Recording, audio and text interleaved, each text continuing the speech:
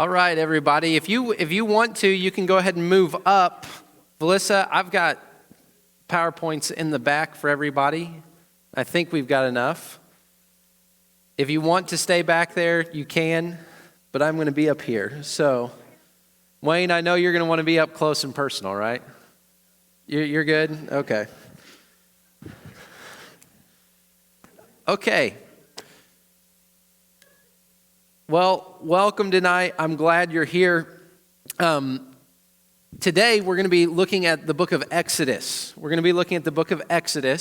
So, as we do, it really is just such a privilege, isn't it, to be able to come in and just sit for an hour and think about the Word of God. Like, truly, if we have the opportunity to take a step back, it's incredible that we get to do this. There are so many of our brothers and sisters across the world who would kill for the opportunity that we have to come and just open the Word of God without fear, with our hearts and our minds open. So I know we've spent time praying over the last 30 minutes, but I'd actually like to pray just as we dive in and ask the Lord to bless our time.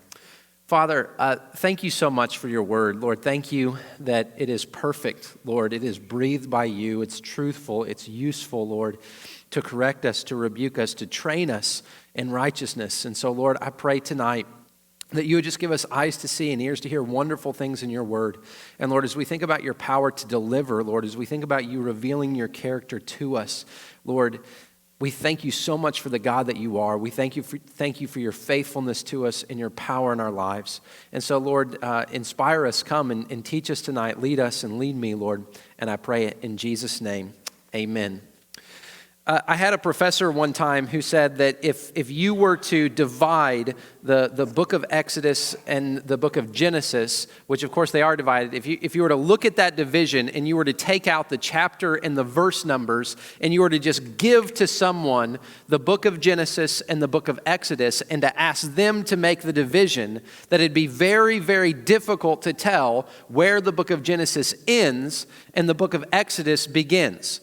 And if you've been with us the last couple of sessions, we've looked at the book of Genesis, first with Genesis 1 through 11, and the next with Genesis 12 through 50. We've looked at that developing narrative from the very beginning, where God created the world very good, all the way to the point in Egypt, whenever the sons of Jacob come to live in Egypt with Joseph. We see the story of the fall in Genesis 1 through 11. We see the story of God using the family of Abraham, Isaac, and Jacob in Genesis 12 through 50. And now, as we get to the book of Exodus, we are going to see that family line of Abraham and the promise that God gave to Abraham that through him and through his seed, all nations will be blessed. We're going to see that begin to unfold. We're going to see that seed begin to grow into the people of God in Egypt. And we're going to see the transition in the book of Exodus from a small tribe of essentially 70 people to a nation so numerous that the greatest power of the world at that time, Egypt, was scared that they would take over. That's the message of the book of Exodus. Now, as we think about Exodus, I want to just prime the pump a little bit, remind ourselves of where we're at and what happened. There are several different ways that you can outline Genesis. One of the basic ways to just remind ourselves of what the book of Exodus contains is a geographical outline. This just means where were the people when the events took place. So you look at this with me. Israel and Egypt would be Exodus 1 through 15. The Israelites are there. They grow numerous. They multiply. 10 plagues. God leads them out through the Red Sea. But chapters 1 through 15, essentially they're in Egypt or in the surrounding area as they leave. Chapters 16 through 19, they're journeying to Sinai. Remember, God tells them to come to Sinai so that they will worship, and he gives them the law. And then the rest of the book is essentially Israel at Mount Sinai. So you've got chapter 20 where you get the 10 Commandments all the way through chapter 40. They're at Sinai, they're doing what God told them to do. So that's one way to think of the book of Exodus as a whole: Egypt, journey to Sinai, and then their time at Sinai. But that really doesn't tell us a whole lot. So I gave you this. This is more of a theological outline of what God does throughout the book. And so we're going to fly through these, but this is just, again, to prime the pump and to remind us of what it contains. So if we were to outline this theologically, God in chapters 1 through 15, he demonstrates his power by delivering his people. This is what we're going to talk about throughout tonight. The book of Exodus is truly a stage on which God displays his character and he displays his power, and he does so through the 10 plagues, which, as we're going to see, are very intentional in what they contain. But after that, Israel travels to meet with God at Sinai. They even complain along the way, so we see the heart of humanity rebelling again in Exodus chapter 16 through 19. 19 through 24, God establishes his people as a chosen nation. Okay, chapters 25 through 31, God prepares to dwell among his people. Chapters 32 and 33, low moment, golden calf episode, Israel commits apostasy. God gives them new tablets in Exodus 34, and then they end up constructing the tabernacle, and God dwells with them in Exodus 40. All right? So again, this is just to remind ourselves, this is what the book of Exodus contains. They basically come out of Egypt. God prepares to dwell with his people, and then eventually he does by the time you get to the end of the book. Here's some key events, okay? Key events in the book of Exodus, you have the 10 plagues. And this is why, by the way, the movie The 10 Commandments, you remember this movie? It was an incredible blockbuster in Hollywood, one of the, I believe, one of the most highest grossing films for a long time. That mark is now, well beyond. But a famous film, why? Because there's so many incredible events as you think about, and here's how you can think about it, as you think about God demonstrating his power, but both human and other powers rising up to meet him, God has to basically show his sovereignty, to show his superiority, and he does so through sending of the 10 plagues. So that's the key event, very famous. Pharaoh's heart is hardened as the 10 plagues go on. They grow in severity throughout. We're going to talk about the 10 plagues more, but it's very important in the book of Exodus. Also in the book of Exodus is the Passover. The institution of the Passover, and you probably know something about the Passover. Remember, they were to kill a lamb. They could actually choose between a lamb or a goat if they had one. They then spread the blood of the lamb or goat over the lintels and over their doorpost, so that the death angel would see the blood and he would pass over the people of Israel. Not so for the Egyptians. For the Egyptians, all of the firstborn sons, both of their livestock and of their children, were killed. God took them as the final plague of Egypt, and they instituted the Passover in order to remember this key event. Okay? Crossing of the Red Sea, obviously also a famous event. Giving of the law and the covenant ceremony. This is probably less known among the events of Exodus, but it's absolutely crucial. God enters a covenant with his people through this ceremony where the blood of a sacrifice is sprinkled on them in anticipation for the sacrificial system as well as for the coming of Christ. Crafting the golden calf and completion of the tabernacle and God's glory descending. As you look through the book of Exodus, there are so many different things, but they're all leading to this climactic moment at the end where God dwells with his people in the tabernacle, and it says that the glory of God descended in a cloud so that even Moses, who Exodus says spoke face to face with God, even Moses couldn't go into the tabernacle because the glory of God was so heavy, and he indeed did dwell with his people. All right? So I hope that kind of whets your appetite. We're going to be talking about these things, and of course, we're going to spend some time for questions at the end. But I'm going to walk through some of these things and give you some key texts. Because again, my desire through this course isn't to just give you kind of an outline or just things like, here's what happened. I want to show you textually the way the Bible presents the significance of these things. So look with me here at Exodus. We're going to start with Exodus 2:24, and we're going to spend some time talking about these texts, and I'm going to ask you some of the things that you see in these texts as we go. But Exodus 2:24, remember, Exodus starts out, the people are in Egypt. Pharaoh recognizes that they're growing numerous, which, by the way, echoes back to Genesis. Remember, what does God tell Adam and Eve and everyone all the way through? Be numerous, multiply, fill the earth. So at the beginning of Exodus, you have God's purpose in the beginning being fulfilled. The Israelites grow numerous. In fact, so numerous that Pharaoh, and remember it says a Pharaoh who didn't know Joseph, Pharaoh says, there's so many Israelites, if someone comes and attacks us, they're going to just join the foreign power. We're going to lose our slave labor, we're going to lose these people. So what does he do? He oppresses them, puts them into slavery, And then eventually they still keep growing numerous. He eventually says, no, we got to cut it out. So he says to the midwives, he says, once a male child is born, you have to kill the male child by throwing it in the Nile River, okay? Pharaoh doesn't exactly come across very nice, does he? Of course not. He's an epitome of the enemies of God in that sense. But what do the midwives do? You got to love this. They basically said to Pharaoh, Pharaoh, hey, sorry, because all of the male children are being born. Pharaoh's like, what's up, midwives? And the midwives say, hey, listen, sorry, the Israelite women aren't like the Egyptian women. They give birth before we can even get there. Of course, that was a total lie, but that's what they said, at which point it apparently pacified Pharaoh. But one of those Hebrew children, one of those Hebrew boys was Moses. Moses, you know the story. His mother knew that she wasn't going to be able to keep him. She knew that he was going to be killed, so she makes basically an ark, a basket, puts him in the Nile River. He's adopted by Pharaoh's daughter. His sister Miriam actually goes to Pharaoh's daughter and says, hey, do you want me to find one of the Hebrew women to nurse this child while, so you don't have to? Sure. So the mother of Moses actually gets to nurse him, raise him, but Moses is raised where? Not among the Hebrews. He's raised in the household of Pharaoh. But at this time, again, the Israelite people are oppressed.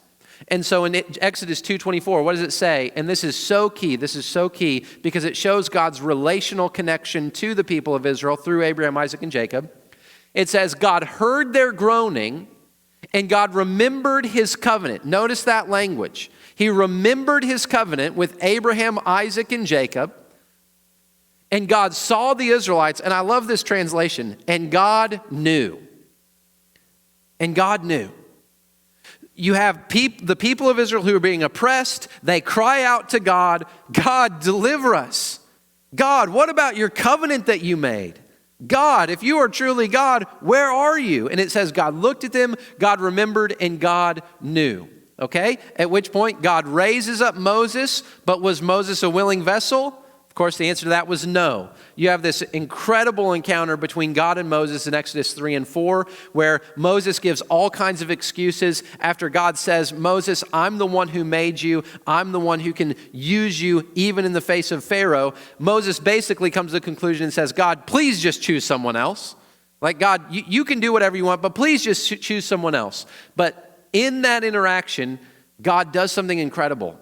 He reveals his name to Moses and through Moses to the people of Israel. This is so crucial. This is a crucial moment in the history of Israel because this is the moment where God says to Israel, all right, it's not enough that I'm going to be your protector. It's not enough that I'm going to be your provider. I am raising you up as a nation so that I can have a relationship with you. And in a relational dynamic, if you don't know someone's name, all right, if you don't know someone personally, you don't have a very strong relationship. And here's what God is saying. He's saying, listen, Abraham, Isaac, and Jacob, they knew me, but they didn't know my name. I am going to reveal my very name to you. So God says to Moses, when Moses asked him, Moses said, if I go to the Israelites and say to them, the God of your fathers has sent me to you, and they ask me, what is his name? What should I tell them?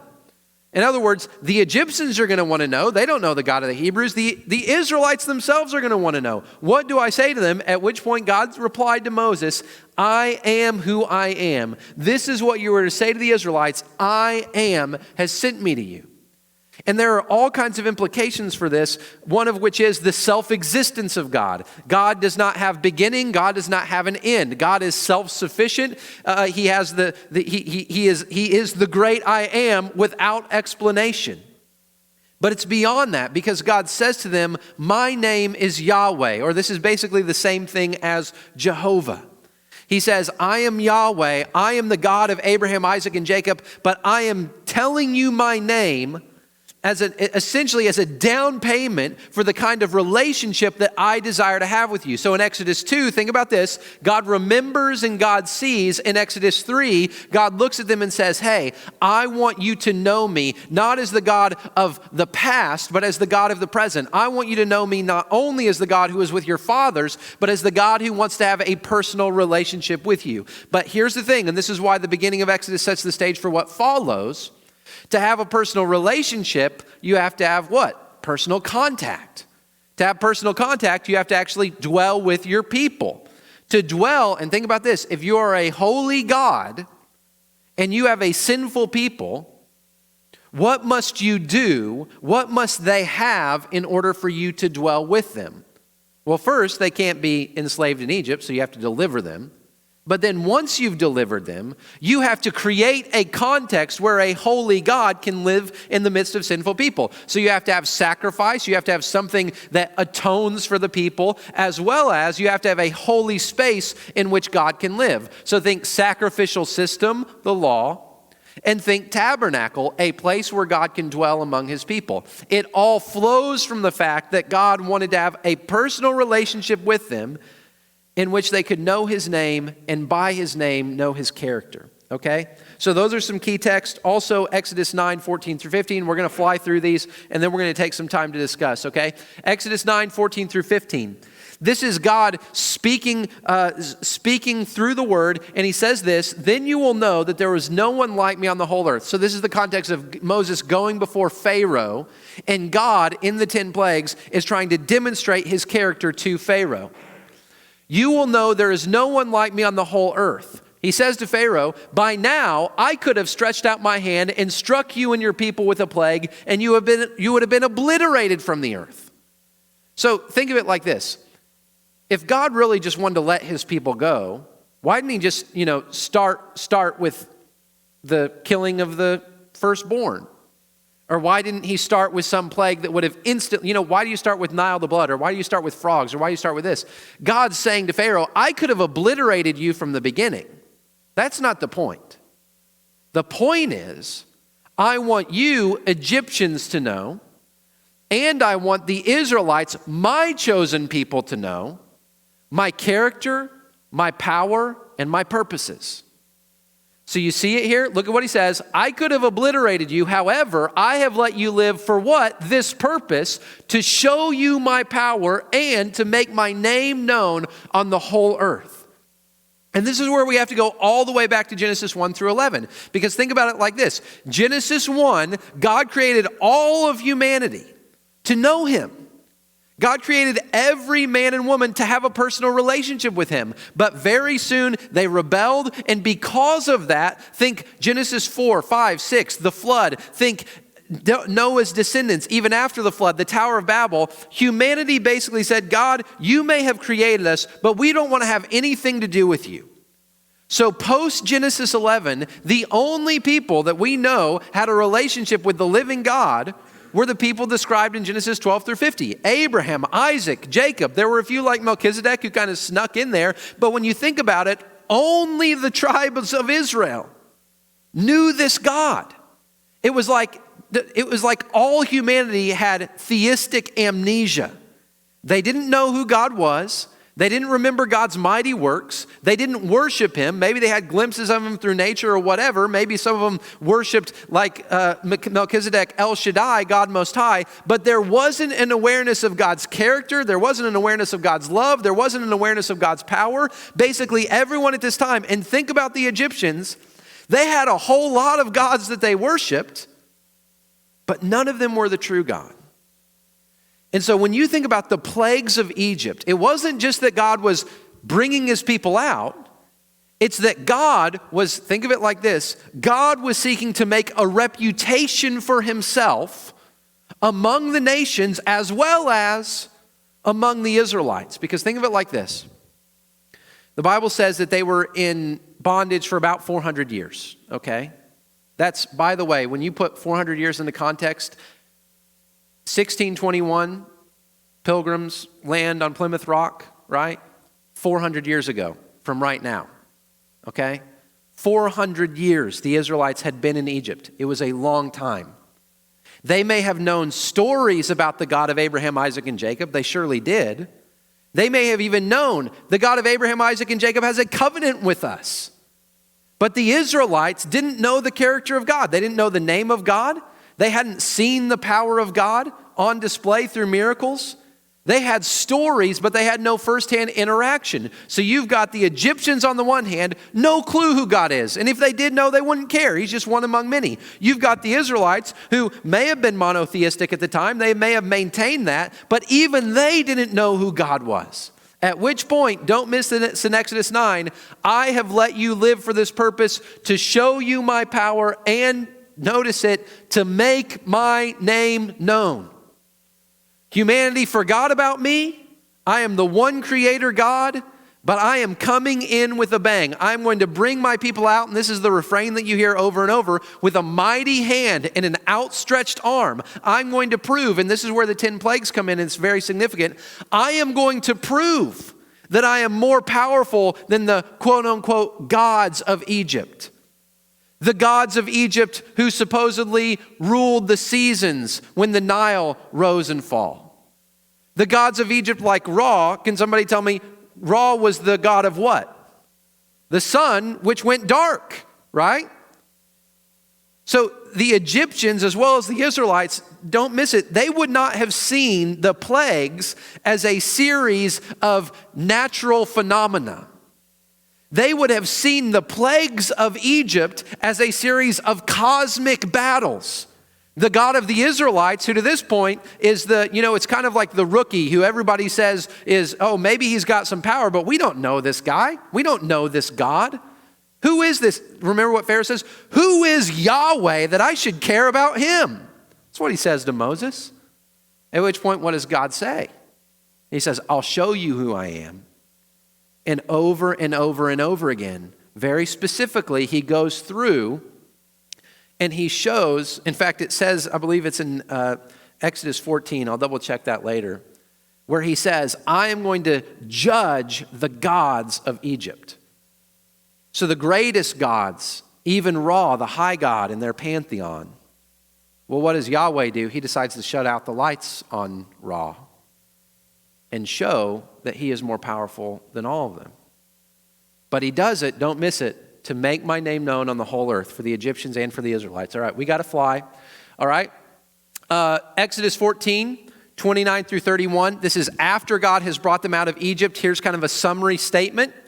The Israelites had walked through the sea on dry ground, with the waters like a wall to them on their right and the left. All right. That day the Lord saved Israel from the power of the Egyptians, and Israel saw the Egyptians dead on the seashore. When Israel was the great power that the Lord used against the Egyptians, the people feared the Lord and believed in him and in his servant Moses. So think about this. Again, the Israelites had lived in this place for 400 years. They had gotten used to it. They'd gotten used to all the different gods, or at least the claims of all the gods. They had gotten used to the idea that Pharaoh and his army were incredibly powerful. So it took 10 plagues and the encore performance of walking them through the Red Sea. It was through all of that that God demonstrated his power to Pharaoh, but also earned the trust and the affection of the Israelites. That truly they were the people of this God. And what does it say? The people feared the Lord and believed in him and in his servant Moses. So it's no longer just the stories of Abraham, Isaac, and Jacob, but now, because of what God has done, he has won the hearts of his people. Or has he? And that's the dynamic we're going to see. The beginning of the book of Exodus, what do you see? You see Pharaoh hardening his heart. But as we continue, the question becomes, what about the heart of the Israelites?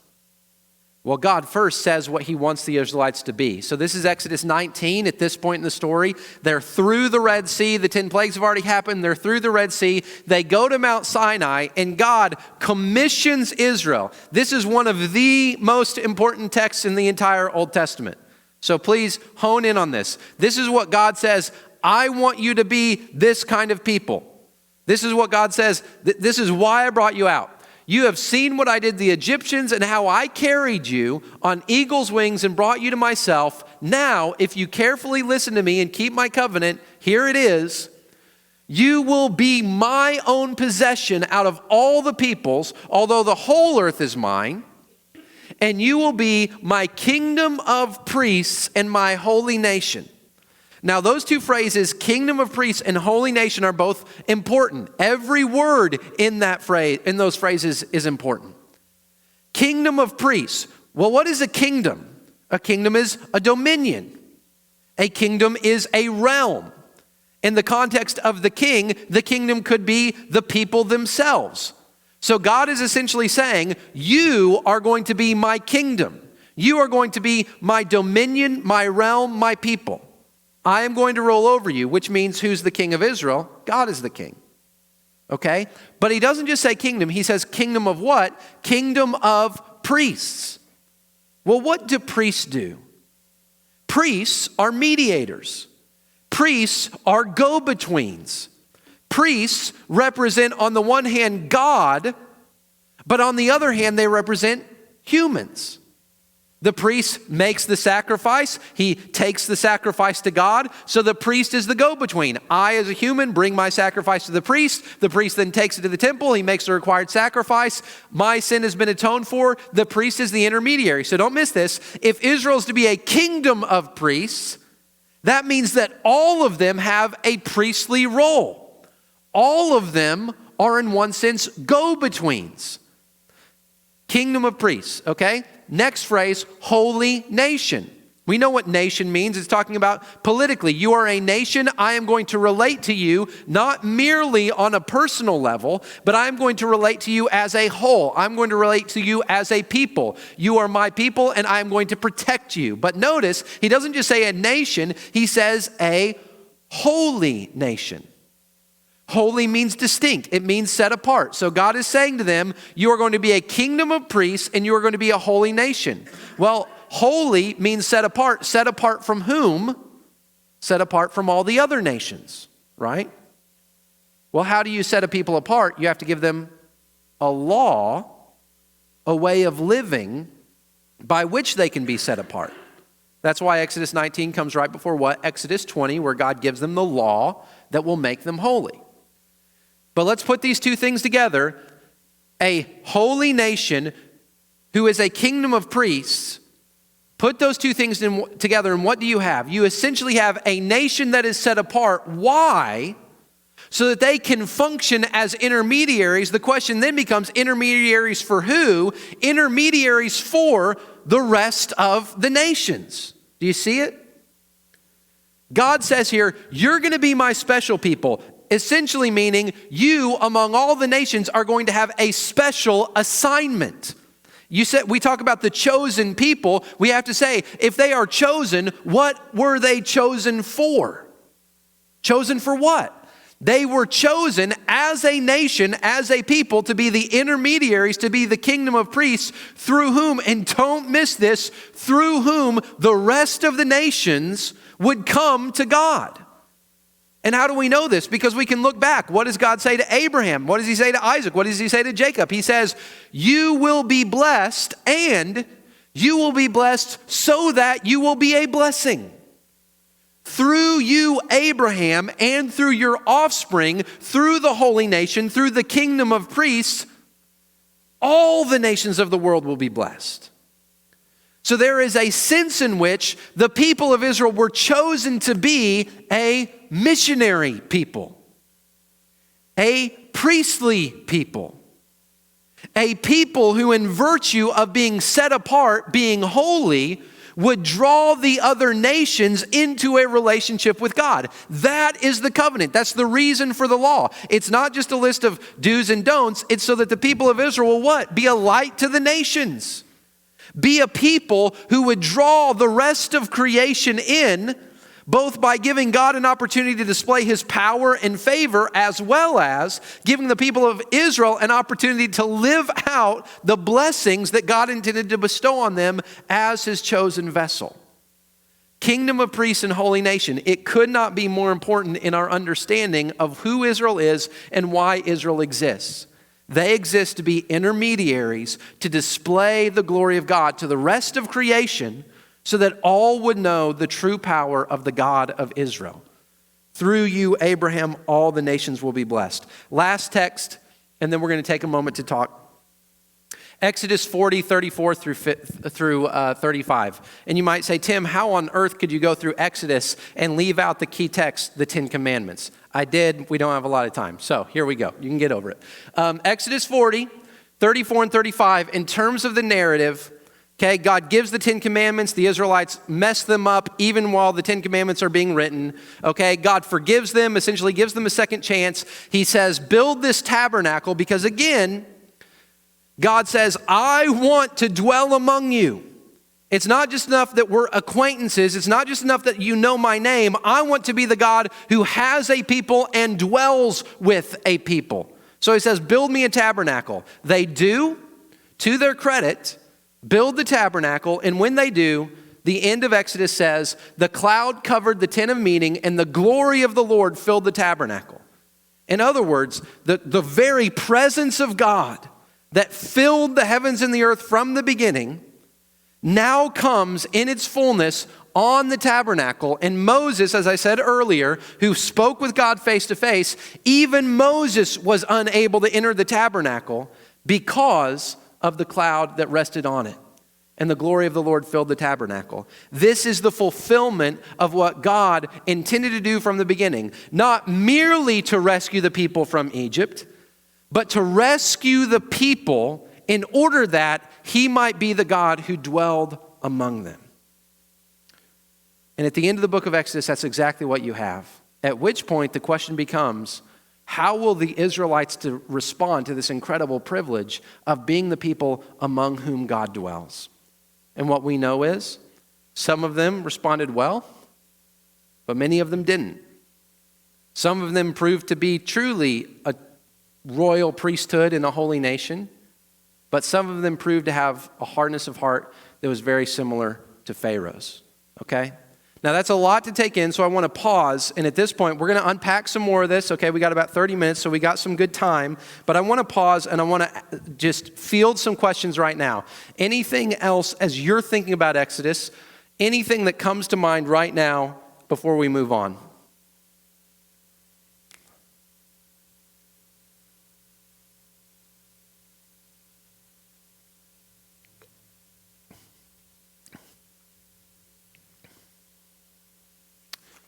We're a lively bunch tonight, right? Nothing about the 10 plagues, the Red Sea. We'll have some time for questions at the end, okay? I'm going to save 10 minutes for questions at the end. Okay, so you can just take that as a mental break.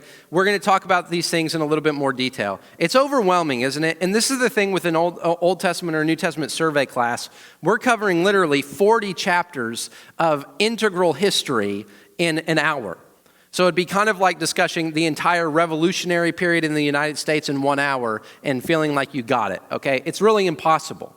But what I want to do is try to weave together some of the major contours to help them make sense in our minds as we interact with this, okay? I'm skipping these two. There are some historical issues. I'm going to briefly talk about this. We're not going to spend a lot of time. There are some historical issues in the book of Exodus that are debated. For instance, one of them is the date of the Exodus, okay? So some people favor an early date based on what Solomon says, that the temple was dedicated 400 years after the Exodus, which would put, if the temple was dedicated basically in 966 BC, that would put the Exodus at 446. There are some historical considerations that some people look at based on the names and figures in Exodus, like Ramses, and they would say, no, based on that, the Exodus would be around 1275 BC. Okay, if you're interested in that, I'd love to talk about that more. We can talk about it in the Q&A in just a little while. But I just want you to know that in case someone says to you, hey, you know, or here's my favorite. Some people will say there's absolutely no historical evidence for the Exodus at all, right? These would be known as like historical minimalists. They would say there's absolutely no evidence. The Egyptians, after all, they said didn't record anything about the Exodus, which would be very unusual. Well, wait a second. Would you record, let's say you've got this nice new, this is facetious, but go with me. Let's say you've got this nice new, pyramid-shaped canvas, and you're trying to record Egyptian history. Is it surprising that you would not record that one time when all of the gods of Egypt were totally beat in head-to-head competition? The Pharaoh of Egypt was publicly humiliated. We lost, in a tragic way, we lost all of our firstborn kids and all of our slaves got away, right? Is it a surprise that the Egyptians would not have been quick to record that and pass that down in the annals of their great history? Of course, the answer to that is no. It's not surprising at all that they would have failed to record that, okay? So the idea that there's no historical evidence for the Exodus is, by the way, not true. There are, and the evidence grows as time goes on. There are inscriptions that refer to Pharaoh, and this is, by the way, this is what all the ancient Near Eastern kings did. Okay. What did they all do? They all recorded how great they were. They all recorded all of their victories. You don't have an ancient Near Eastern king saying, hey, I was the wimpiest, worst king in history. We never won any battles. We never did anything good. You read all about the good stuff that they did. So there's an inscription that talks about one of the pharaohs defeating the people of Israel in battle, and some various other things. But again, we're not going to spend a lot of time on that. I just want to let you know about it. Also, some other historical issues, the exact route of the Exodus. So based on the geographical data that we have in the text, there's debate as to whether or not the Israelites crossed at one point or another. The kind of key point in this is that the Hebrew phrase that we translate Red Sea actually is literally Sea of Reeds. So some scholars speculate that if it was the Sea of Reeds, they had to go through a part of the Red Sea or one of the lakes that are associated with the Red Sea that had a lot of reeds in it. And some scholars will look at that and say, well, that explains how they crossed on dry ground. If it was like, a 2-foot pond, maybe it was just really dry, and then they just walked through on dry ground. The problem with that is the text doesn't just say it was 2 feet high. It says that it was so high that there was water on both sides of them. There was a strong east wind, and it was apparently deep enough to drown all of the armies of Pharaoh. So there are just different things associated with it, but I just want to let you know, in case you're kind of like a super nerd and you're like, I have a staked out position on exactly where they crossed the Red Sea, good for you. The rest of us are kind of like, we don't know, okay? So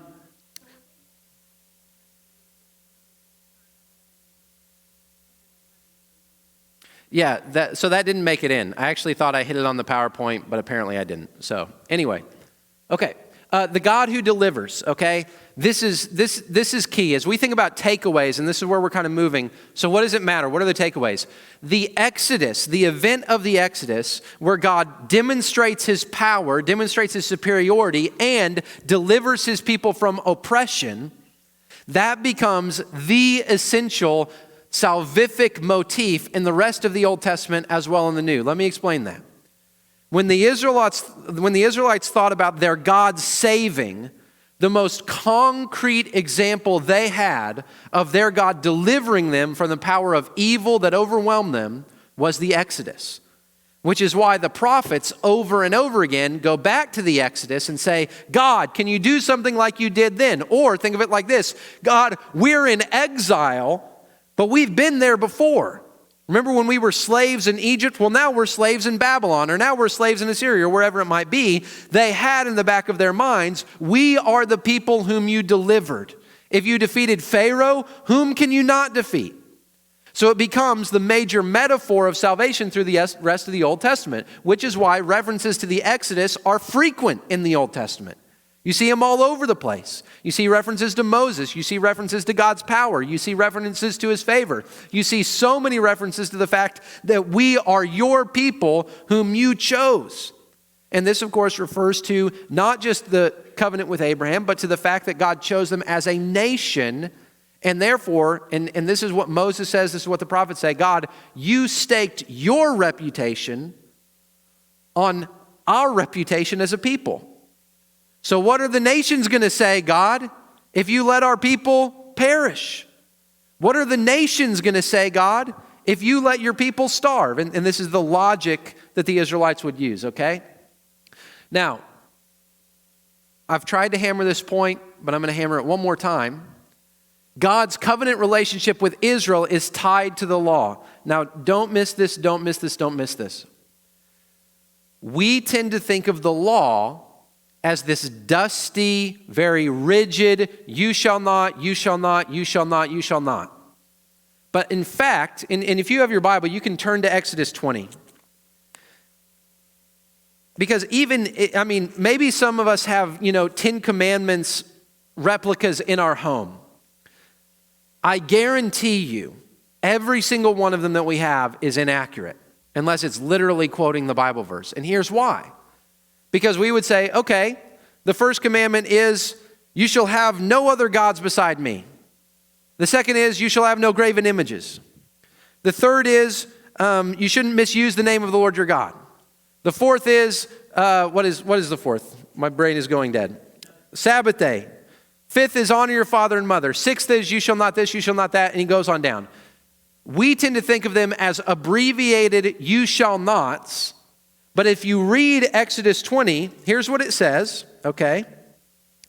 It starts not with commandments, but it starts, I am the Lord your God who brought you out of the land of Egypt, out of the place of slavery. The context of the Ten Commandments is relationship.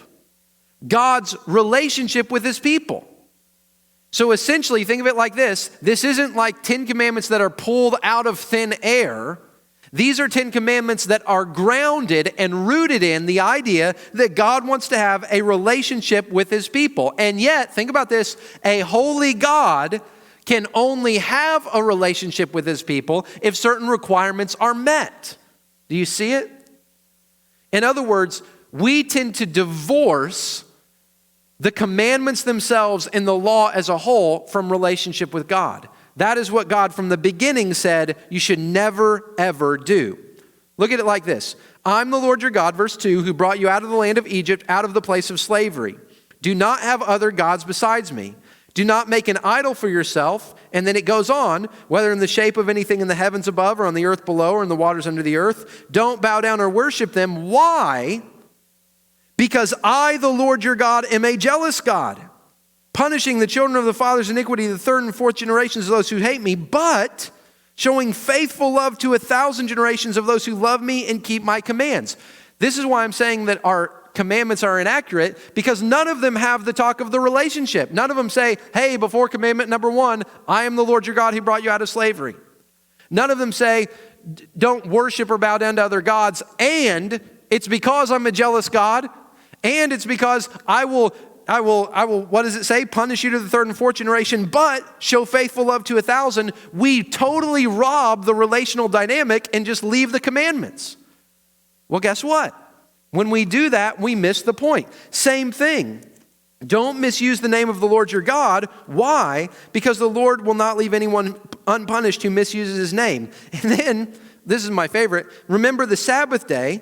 You're to labor 6 days and to do all your work, but the seventh day is a Sabbath to the Lord. You must not do any work. God gives a list. Why? Verse 11, for the Lord made the heavens and the earth, the sea and everything in it in 6 days, then he rested. So the entire thought process of the fourth commandment is you are to imitate God as the one you need to follow.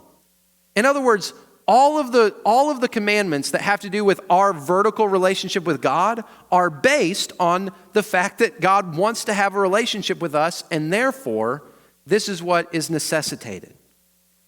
The 10 Commandments are not just an abstract, out-of-the-air group of laws that God made up. They are the necessary requirements for us to continue in relationship with God. If we divorce law from a relationship, we miss the point of the law completely. Okay? The God who delivers. All right, the God who governs. We talked about this, so we're going to go quickly. God establishes Israel as a missionary nation in Exodus 19.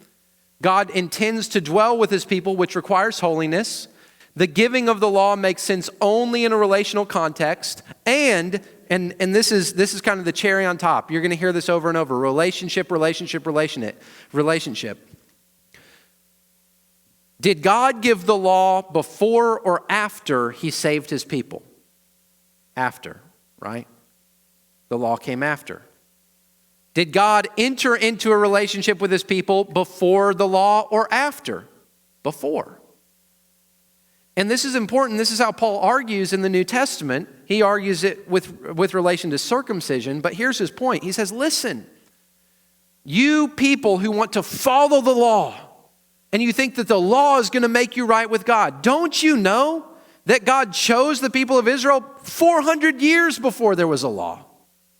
Don't you know that God redeemed the people before he gave them the law? He didn't say, here's my law, and if you follow it, then I'll redeem you from Pharaoh. He said, no, I'm going to redeem you from Pharaoh. I'm going to bring you in relationship with me. Now, flowing from that relationship, here's what you need to do. And that pattern is so important because God, and listen to this, God never intended to have a relationship with Israel where their obedience was what earned his favor. That's false. It was never, ever, ever true that God intended Israel to earn his favor. He redeemed them and he established a relationship with them before he ever gave them the law. And yet, the law is necessary for them to maintain that relationship. Why? Not just because God's some kind of cosmic killjoy or because God has some kind of axe to grind. No, it's precisely because God wants to dwell with his people, which means they must be holy in order for him to dwell with them. It's all in the context of God wanting to be with his people. And therefore, if you truly want me to be with you, you've got to be a holy people. A holy people do what? They have no other gods. They don't bow down to false idols. They don't use my name in vain. They imitate me and keep my Sabbath. They honor their father and mother. They don't lie. They don't steal. They don't commit adultery. All the rest. It's out of relationship that the law makes sense. All right? The God who dwells, this is going to be a familiar theme in Exodus, right? God reveals his purpose. And don't miss this. God knows. When we read a book in the Old Testament, the temptation is always going to be nearsightedness. Of course, tonight we've talked all about the Exodus. But what I want us to do is to zoom out to the 30,000-foot view and say, what is God doing? God knows that the Exodus isn't going to be the end of the story. God knows that the Passover isn't going to be the end of the story. God is preparing his people for the coming of his son. That's what the New Testament authors believe, that the entire Old Testament was a runway that would get us eventually to Jesus. But what is that runway? What is the purpose that God reveals? Here's what it reveals. That God so badly wants his people to know he loves them, wants his people to know he'll provide for them, wants his people to know he'll protect them, and wants his people to know that his goal is to dwell with them, just like he did at the beginning, just like he intended it in Genesis 1 and 2. He wants to be the God, not just who has a people, not just who has a kingdom. He wants to be the king who is among his people. And this reveals his character, okay? The character of God's people, what? Rebellion. But what is God's character? God's character is a longing to be with his people and to do whatever it takes to bring them to the place where they can enjoy that and not be terrified by it.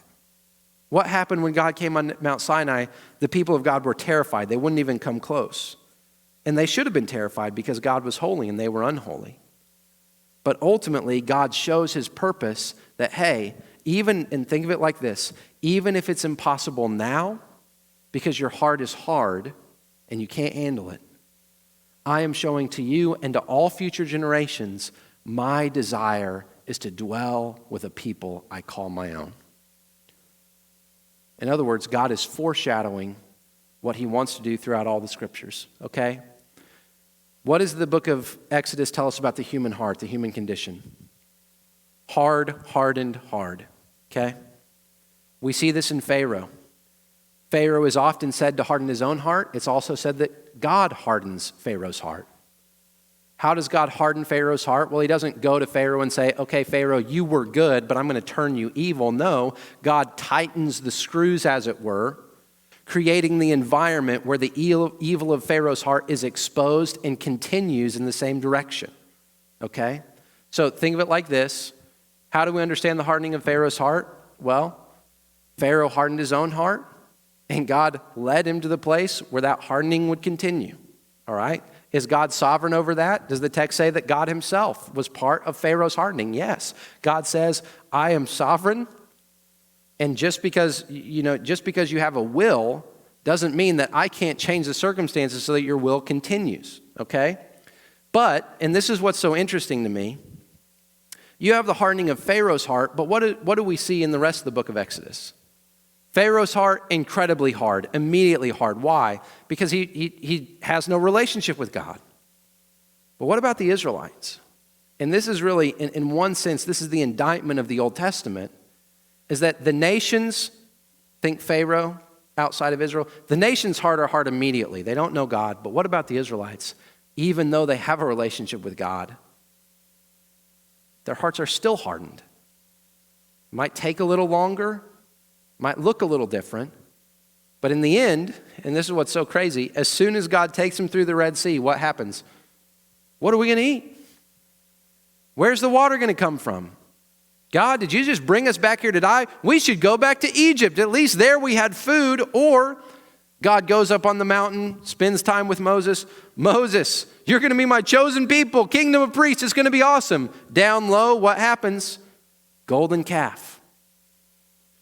You see the hardness of Pharaoh's heart. You see the hardness of Israel's heart, which again goes back to what we see in Genesis, the universal depravity of the human condition. This is what God ultimately has to defeat. So when you look at the 10 plagues, yes, it's an epic story of God defeating the powers, if you will. But what's the point of the story? The deeper point is there is a deeper power that's beyond just the sun, beyond just the Nile. There is a deeper brokenness that is true of Pharaoh and true of the Israelites, and that is the power that God is ultimately going to have to overcome. So it reveals something about the human condition. We are broken, we are all hardened, but what does it reveal about the character of God? God is still the God who pursues. God is still the God who is coming after his people and saying to them, guess what? My death angel is coming. I'm holy, but I'm going to provide a sacrifice that will allow you to live. And what did that Passover lamb do? It foreshadowed and pointed forward to the coming of Christ, who would be the only one who could both deliver the people of Israel physically from their earthly oppressors, but also deliver them from the greater enemy, which is what? The enemy inside, their own sin that would lead to death. It was through God's power and God's grace that he ultimately would save them from themselves. And it shows us how amazing he is. Here are a few takeaways, and then we're going to stop for questions, okay?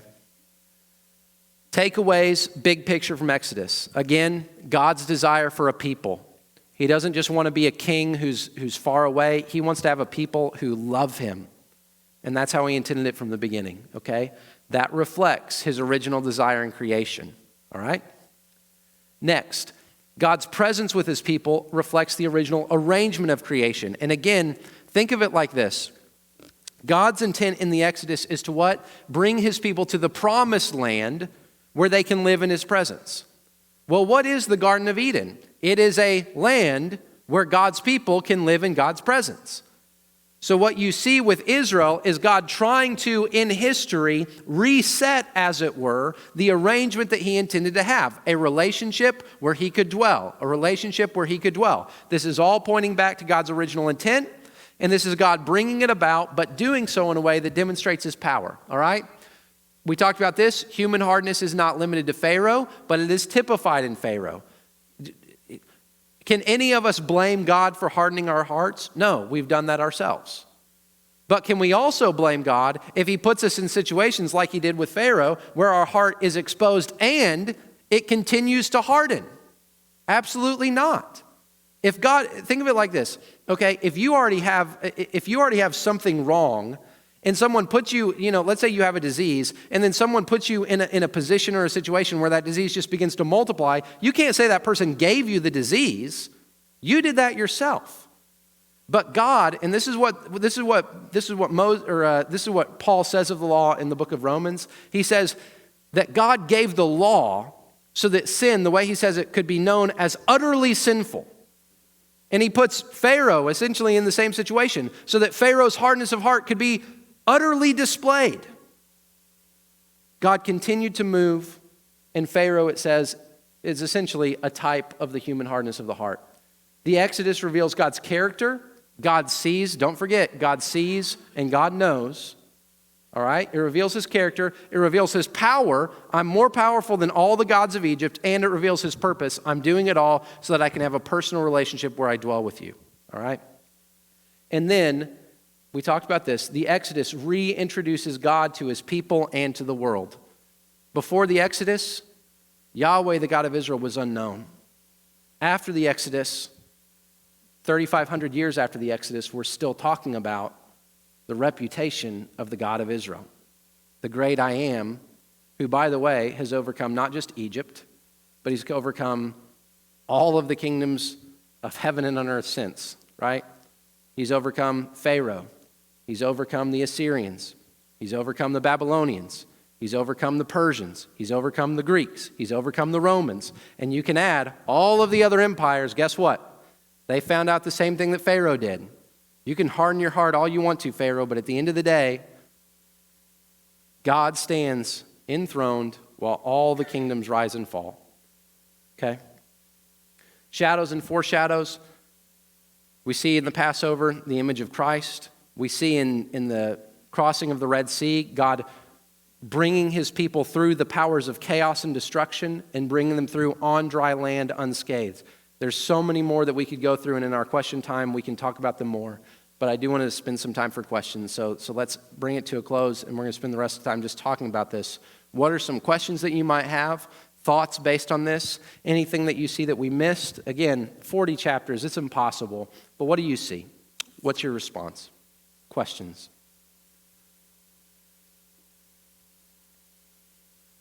Yeah, Rosemary. Okay.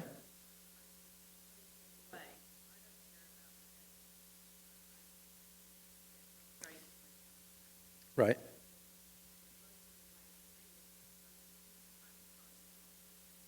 Interesting. So Rosemary, if you didn't hear, she said it blows her away that they live closer to the time of Christ than we do.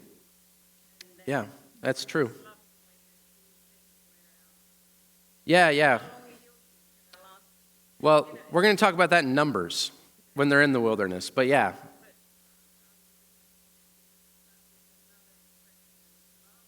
Yeah.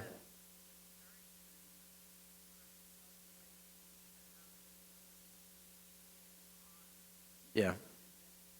Yeah. Yeah. The love of the Lord and his provision. I think Exodus, here's the thing. If you want to compare Genesis and Exodus for a minute, Genesis gives us very personal pictures of Abraham, Isaac, and Jacob, right? Exodus shifts so that while there are some personal figures, Moses, you see a national picture and a national identity, okay? So people have personalities, nations also have personalities. And what Genesis is trying to do, showing us a picture of the reality of human depravity on display in individual lives, Exodus is now going to show, hey, an entire people can rebel in an instant, like that. Sin, in other words, not just affects people, it also affects nations. It also affects groups of people. So we see that brokenness, we see that dynamic. Other questions?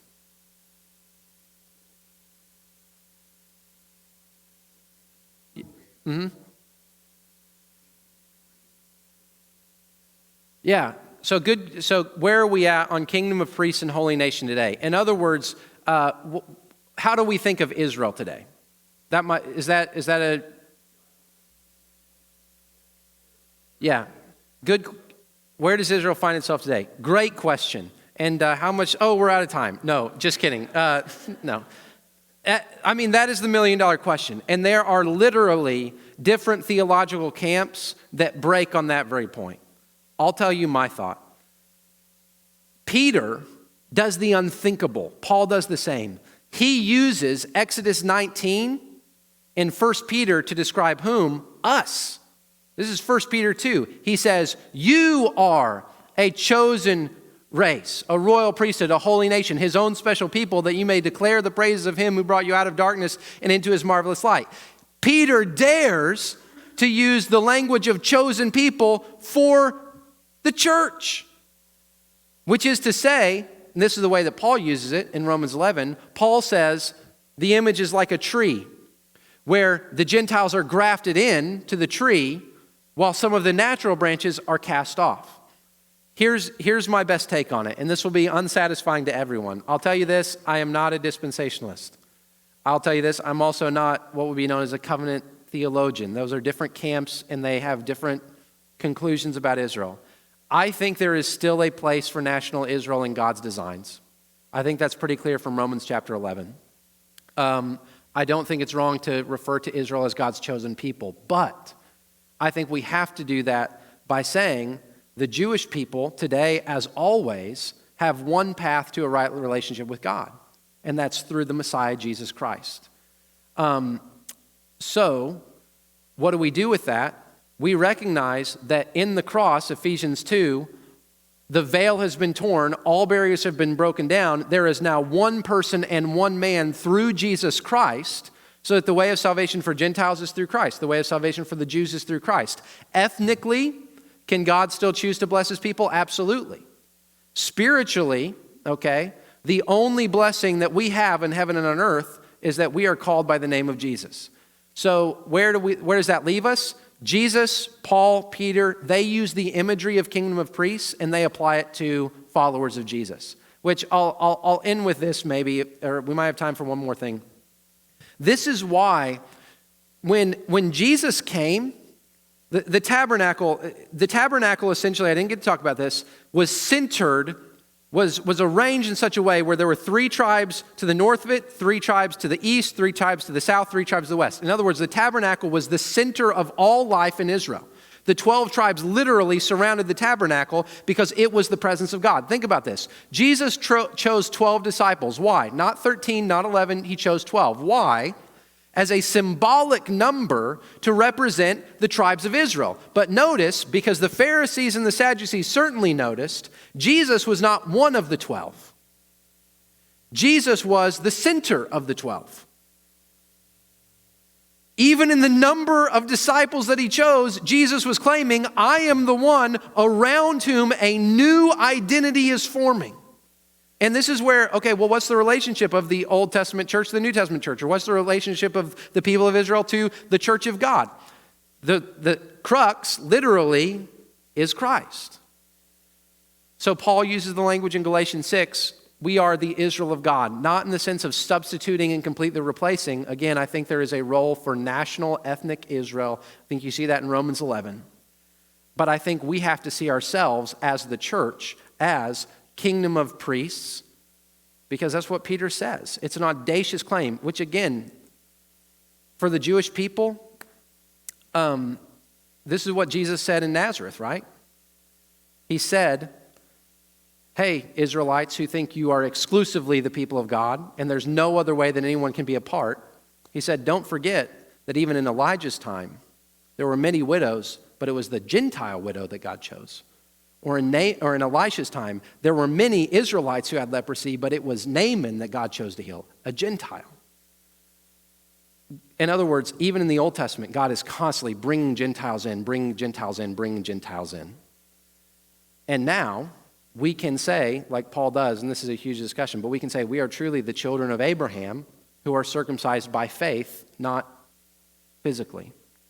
So we are a kingdom of priests. We are a holy nation. We are a royal priesthood. That's not to say that Israel is kicked out at all. But it is to say that they will find their blessing through the Messiah, through Christ. That's a huge discussion and great question, Chris. So that's, 4 minutes worth. All right. Hey, we're out of time. If you have more questions, I'd love to stick around. I'd love to talk. There's so much material. We're going to continue on next week. Thank you so much.